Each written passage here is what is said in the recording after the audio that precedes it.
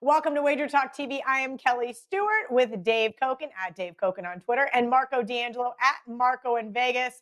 All right, guys, it is college bowl season. We're going to start off with the Georgia Bulldogs, 7-point favorites over the Cincinnati Bearcats. Dave, I'm going to go to you first. This is a really interesting line here, and there's a lot of questions regarding the motivation behind Cincy, who maybe feels like they got kind of stiffed here. Yeah, and that's an issue. Because if they're upset, I mean, you can look at this two ways. You can say on the one hand, well, they've got a point to prove. And, they want to go out there and beat a really good SEC team and show everybody they belong in the playoff conversation.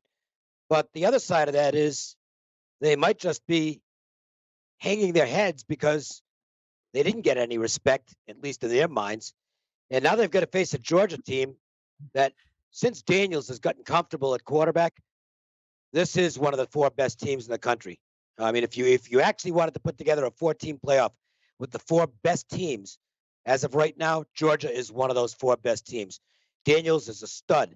Saw him at USC before he got hurt, a terrible injury, kept him out for a long time, finally back to 100%. And this is a guy who's going to play on Sundays in the NFL. I think Georgia's too strong for them.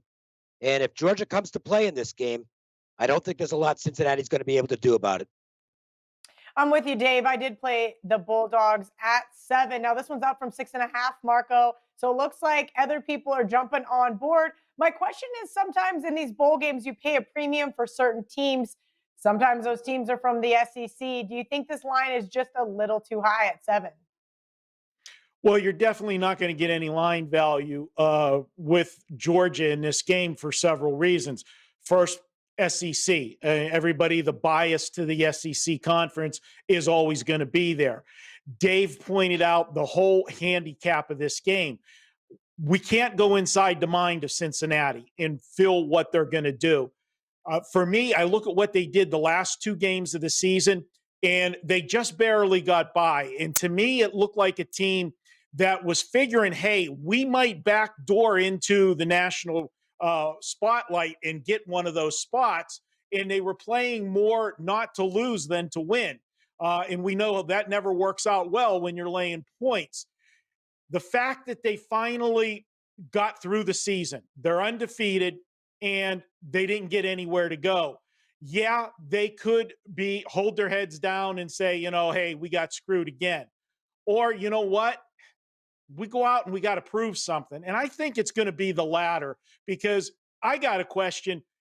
Everything Dave said about Georgia is true. The offense has really clicked since Daniels has gotten comfortable in the system. But where's the motivation for Georgia in this game?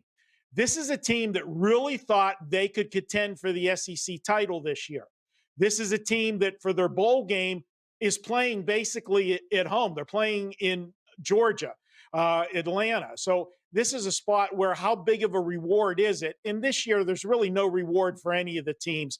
I'm sorry, unless you're playing in the four playoff, teams, what's the reward for going to a bowl game this year? I really looked at more than any other year.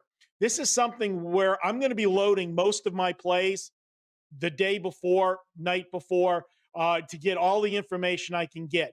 Because there's going to be opt-outs. There's going to be COVID issues. And quite frankly, use Twitter as an edge for you. Follow the best beat writers from each participant, from each school, and read going up to the game what the practices have been like. Is the team's focused? Or they want to be there?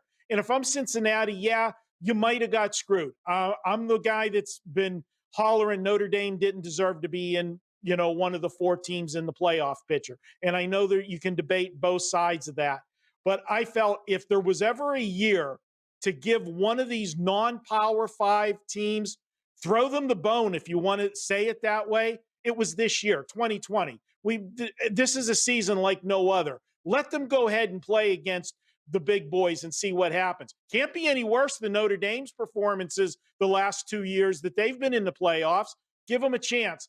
I think Cincinnati plays with a chip on their shoulder. They've got an excellent defense. Granted, they don't play the schedule the SEC does, but you can only play who's in front of you. I'm going to look to the dog here as of right now. but I am not firing officially on this game until we get closer to game time. And I think the line will continue to go up on Georgia. People like to bet the teams that are playing close to home. And really, that's not always been a benefit in the bowl games. But again, anything that you use for records in bowl games before, I don't think you can trust any of those angles this year. I don't know what Dave's opinion on that is, but this is uncharted water for all of us. Dave, actually, really quickly, I would like you to touch on that. What are your thoughts on handicapping this year's bowl games versus bowl games in the past? Nothing in 2020 is like anything we've ever seen before in any sport.